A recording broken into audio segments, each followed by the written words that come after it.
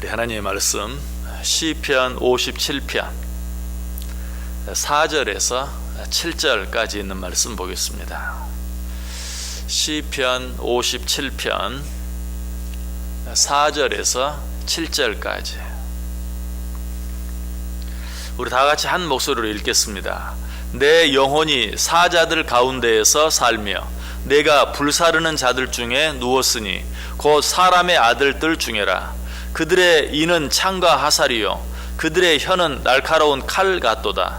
하나님이여 주는 하늘 위에 높이 들리시며 주의 영광이 온 세계 위에 높아지기를 원하나이다. 그들이 내 걸음을 막으려고 그물을 준비하였으니 내 영혼이 억울하도다. 그들이 내 앞에 웅덩이를 팠으나 자기들이 그 중에 빠졌도다. 셀라. 하나님이여 내 마음이 확정되었고 내 마음이 확정되었사오니 내가 노래하고 내가 찬송하리이다. 아멘. 이 세상에 있는 사람들을 크게 두 종류로 나눈다면 그 첫 번째 부류는 의로운 사람이고 그 두 번째 부류는 당연히 악한 사람입니다. 하나님께서는 이 두 부류의 사람을 어떻게 대우하시는가? 먼저 의인들은 늘 돌보아 주시고 살펴주십니다. 어떤 일 가운데서도 그 어려운 가운데서 지켜주시고 보호해 주시는 것이죠. 그러나 악한 자들은 어떻게 하십니까? 악한 자들은 미워하시고 그들이 행한 일에 대해서 기어이 보응을 받게 하십니다. 이런 하나님의 모습이 시편 11편에 잘 나타나 있어요. 시편 11편 5절에 보면 여호와는 의인을 감찰하시고 악인과 폭력을 좋아하는 자를 마음에 미워하신다. 그냥 마음으로 미워만 하시는가? 바로 그 다음 절 보면 악인에게 그물을 던지신다. 그 악한 자들을 벌하시기 위해서 악한 자들에게 그물을 던지신다라고 말하고 있어요. 자, 오늘 본문에는 누가 누구에게 그물을 던집니까? 악한 자들이 우리에게 그물을 던집니다. 우리를 넘어뜨리기 위해서, 쓰러뜨리기 위해서 악한 자들이 우리에게 그물을 던져요.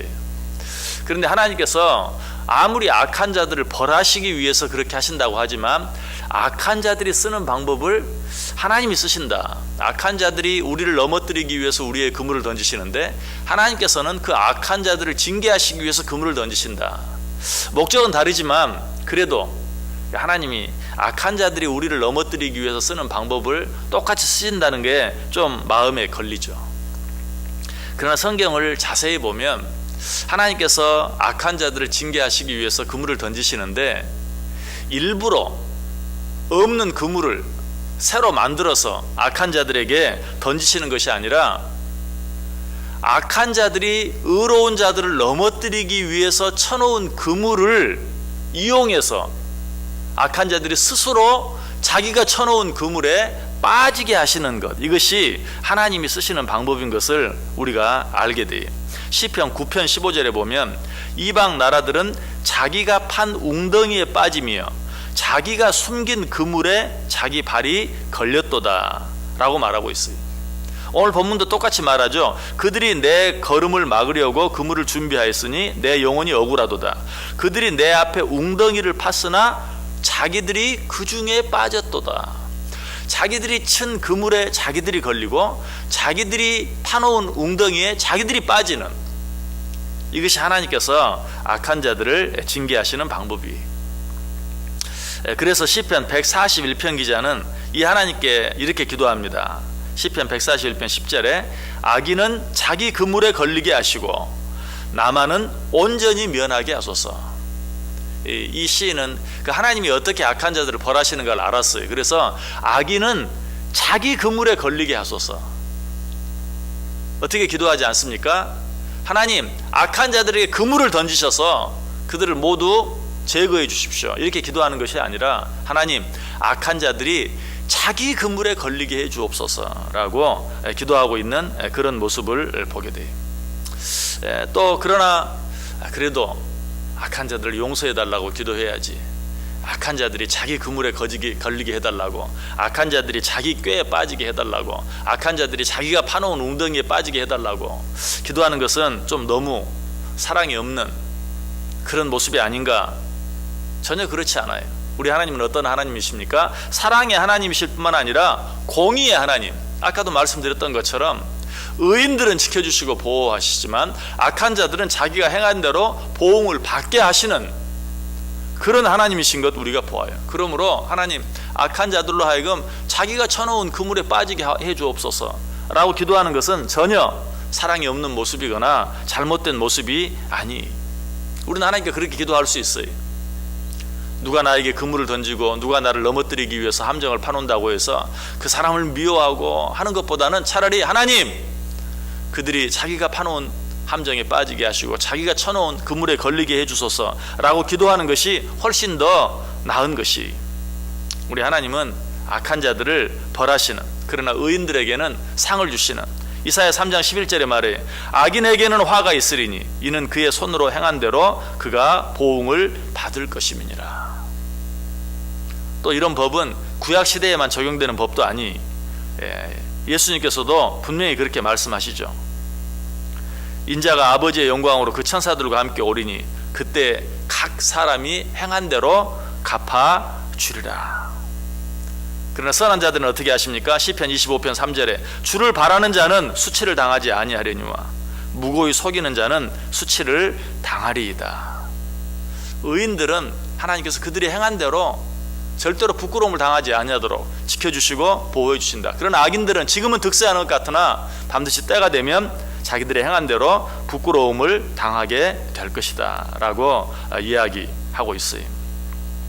그러므로 우리는 어떤 일들을 당하든지 그것 때문에 실망하거나 낙심할 필요가 없이 모든 일들을 행한 대로 갚으시는 하나님께 맡기고 기도할 수 있어야 된다. 그래서 하나님께서는 에스겔 선지자를 통해서 또 이렇게 말씀하십니다. 주 여호와의 말씀이니라. 이스라엘 족속아, 내가 너희 각 사람이 행한 대로 심판할지라. 너희는 돌이켜 회개하고 모든 죄에서 떠날지어다. 하나님께서 왜 선한 자들은, 의로운 자들은 지켜주시고 보호하시지만 악한 자들은 그들이 행한 대로 보호하시는가? 이런 내용들이 왜 성경에 기록되어 있는가? 하나님이 그렇게 하신다는 것만 우리에게 가르쳐 주시는 것이 아니라 너희 가운데 혹시 악을 행한 자들이 있느냐? 회개하고 돌이키라.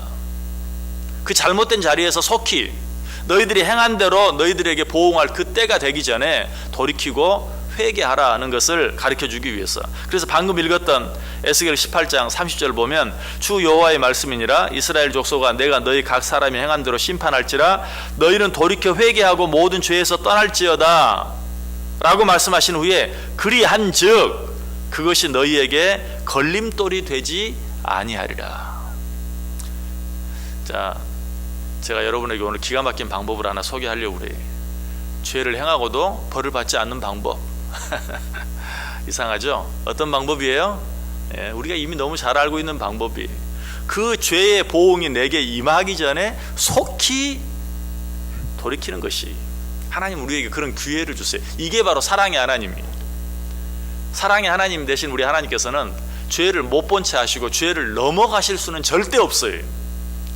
그러나 그 사랑의 하나님, 공의의 하나님이 하실 수 있는 일은 어떤 일입니까? 우리가 죄를 지었다 할지라도 그 죄의 보응이 내게 임하기 전에 돌이키고 회개하는 것이, 그렇게 하면 그 죄가 너의 걸림돌이 되지 아니할 것이다 라고 말하고 있어요. 여러분, 이것이 우리 하나님께서 우리를 사랑하시는 방법이에요. 그리고 우리가 죄를 지었을 때 하나님께서 반드시 그 죄를 생각나게 하세요. 그리고 그 죄에 대해서 돌이키라고 우리에게 성령을 통해서 말씀해 주세요. 그런데 그것을 무시하지 않고 돌이키고 회개하기만 하면 그 어떤 죄라도 그 죄의 보응을 피할 수 있다.